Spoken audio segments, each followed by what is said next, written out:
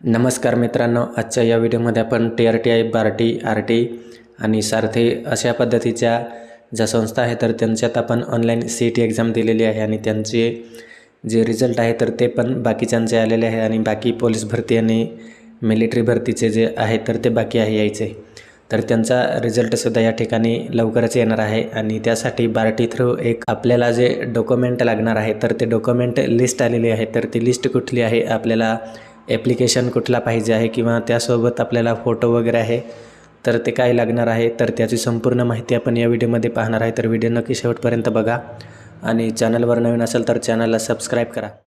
तर मित्रांनो, या ठिकाणी आपण पाहू शकतो परिशिष्ट कागदपत्रांची यादी. तर या ठिकाणी आपण पाहू शकतो संबंधित प्रवेश परीक्षेसाठी ऑनलाईन पोर्टलवर अपडेट केलेला मूळ विनंती अर्ज म्हणजेच आपण जो ॲप्लिकेशन केलेला असतो तो, आणि त्यानंतर आपल्याला 2 पासपोर्ट साईज फोटो त्या ठिकाणी लागणार आहे. आणि त्यानंतर आपल्याला 10वीचे आणि 12वीचे प्रमाणपत्र त्या ठिकाणी लागणार आहे. आणि त्यानंतर जे ग्रॅज्युएशन लेवल प्रमाणपत्र आहे तर ते आपल्याला डिग्री सर्टिफिकेट वगैरे त्या ठिकाणी लागणार आहे. पोस्ट ग्रॅज्युएशन असेल तर त्या ठिकाणी आपण द्यायचं आहे किंवा तर ते आपल्याला ऑप्शनल आहे. आणि त्यानंतर आपला जो ॲप्लिकेशन असतो तर त्यामध्ये आपली जी कास्ट आहे, SC असेल, ST असेल, तर अशा प्रकारचे जे कास्ट प्रमाणपत्र असते तर ते त्या ठिकाणी तुम्हाला लागणार आहे. आणि त्यानंतर महाराष्ट्राचा रहिवासी असल्यामुळे आपल्याला जो डोमासाईल सर्टिफिकेट आहे तर तो त्या ठिकाणी आपल्याला लागणार आहे. त्यानंतर अर्जदाराचे आधार कार्डसुद्धा आपल्याला लागणार आहे. त्यानंतर अर्जदाराचे पॅन कार्ड हे ऑप्शनल आहे, आपल्याला असेल तर देऊ शकतो, नसेल तर नाही दिला तरी चालते. त्यानंतर 10 नंबरचा जो पॉईंट आहे तर तो त्या ठिकाणी IMP आहे, म्हणजेच या ठिकाणी आपण पाहू शकतो बँक पासबुक किंवा कॅन्सल चेक. आणि त्यानंतर आधार लिंक असलेले खाते क्रमांक, IFSC ICR कोड आणि या सर्व गोष्टी त्या ठिकाणी स्पष्ट नमूद असणे आवश्यक आहे. तर आपण जो बँक पासबुक देणार आहे तर तो व्यवस्थित आपला जो अकाउंट नंबर असेल, IFSC कोड असेल, तर आपला जो बँक पासबुक असेल तर तो त्या ठिकाणी व्यवस्थित क्लिअर दिसायला पाहिजे. म्हणजे IFSC कोड असेल किंवा अकाउंट नंबर असेल तर ते आपल्याला त्या ठिकाणी व्यवस्थित दिसायला पाहिजे. आणि मेन मुद्दा म्हणजे जे आधार लिंक खाते आहे तर ते आपल्याला त्या ठिकाणी तेच बँक अकाउंट द्यायचे आहे जे आपल्या आधारशी लिंक असणार आहे. जर तुम्हाला माहिती नसेल आधार लिंक असलेले अकाउंट नंबर कुठला आहे तर ते आपण आधारच्या ऑफिशियल वेबसाईटवर जाऊन स्टेटस चेकआउट करू शकतो.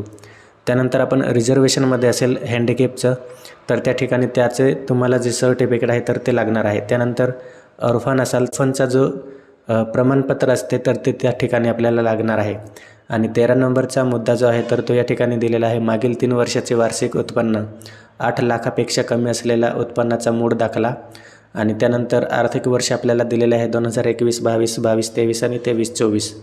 ठिकाणी 24-25 तर अशा पद्धतीचा जो उत्पन्नाचा दाखला असतो तहसीलदाराकडून आपल्याला मिळालेला असतो.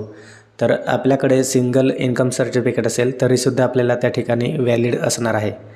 त्यानंतर आपल्याला एक ऑप्शन दिलेला आहे स्वयं घोषणापत्र.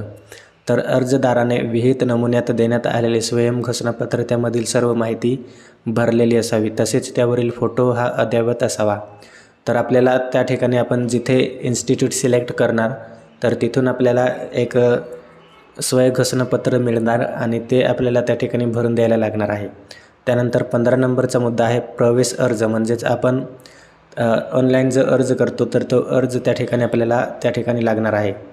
तर या ठिकाणी आपल्याला नोटीस दिलेली आहे, विद्यार्थ्यांनी वरील तक्त्यात दिलेल्या सर्व कागदपत्रांची मूळ प्रत व प्रत्येकाच्या छायांकित प्रतीचा एक संच सोबत घेऊन यावा.